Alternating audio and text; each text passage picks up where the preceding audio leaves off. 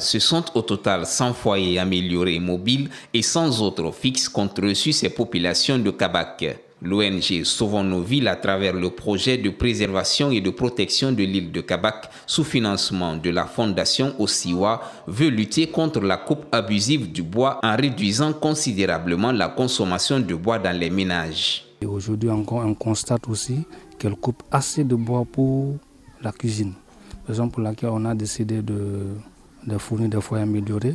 C'est là pour réduire la consommation de bois dans la cuisine, réduire le temps de travail des femmes et réduire aussi le risque d'incendie dans les cuisines en fait, parce que ces foyers consomment assez d'énergie. Une partie de l'île a été engloutie par les eaux. Cela à cause de la destruction de la mangrove par ces populations. Les donateurs se focalisent donc essentiellement sur les habitants les plus impactés par l'avancée de la mer. 4 villages qui ont été engloutis par l'eau. Tout ce que vous voyez, vous allez remarquer autour de nous qu'il n'y a pas de murs, de maisons en briques. C'est des baraques comme ça qu'on voit derrière, donc que les gens qui abritent les gens, les habitants d'ici. Donc c'est pourquoi nous avons choisi ici pour créer des barrières et réduire l'avancée de l'eau. Les populations s'en réjouissent. Cette dame n'utilise désormais qu'une petite quantité de bois pour toute sa cuisine. Elle sollicite qu'il y ait davantage de foyers améliorés pour couvrir tous les ménages. Avant, le bois de 5 000 francs ne suffisait pas pour la cuisine. Depuis qu'on a reçu ces foyers améliorés, on utilise très peu de bois. Nous sommes très contents. Nous souhaitons qu'ils envoient encore beaucoup d'autres foyers améliorés.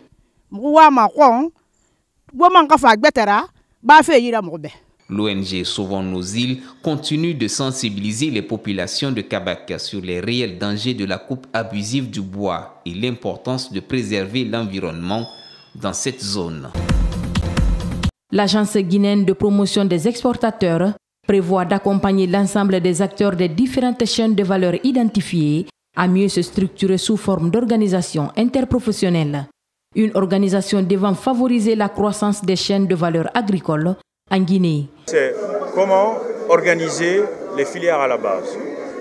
On s'est rendu compte qu'on exporte mais sans passer par le maillon le plus important. Aujourd'hui, si j'ai envie d'exporter du miel, je ne sais pas où aller chercher. Donc quand j'ai une structure organisée, je suis capable d'identifier les locaux, les acteurs principaux pour pouvoir mieux exporter. Le chef de cabinet du ministère du Commerce, de l'Industrie et des petites et moyennes entreprises a au nom du département confié l'appui nécessaire du ministère aux interprofessions des filières agricoles en vue de l'amélioration des exportations non minières. Ça va permettre justement au ministère de tutelle technique comme nous de prendre nos dispositions les plus idoines pour s'assurer qu'on part de la production à l'industrialisation, à la transformation de nos produits sur place, chose qui pourrait créer au travers justement des chaînes de valeur beaucoup d'emplois pour le pays. De son côté, le représentant du Premier ministre a instruit le département du commerce, de l'industrie et des petites et moyennes entreprises à mettre en œuvre la politique agricole conformément à l'agenda. La partie transformation, la partie commercialisation, la partie exportation, la partie mise à disposition avec qualité sur les marchés guinéens relève du ministère du Commerce. La mission est extrêmement importante. Pour l'Agence guinéenne de promotion des exportations, le défi majeur est d'augmenter significativement le volume des exportations, d'une part, et d'autre part de contribuer à la forte présence des produits sur les marchés au plan national et international.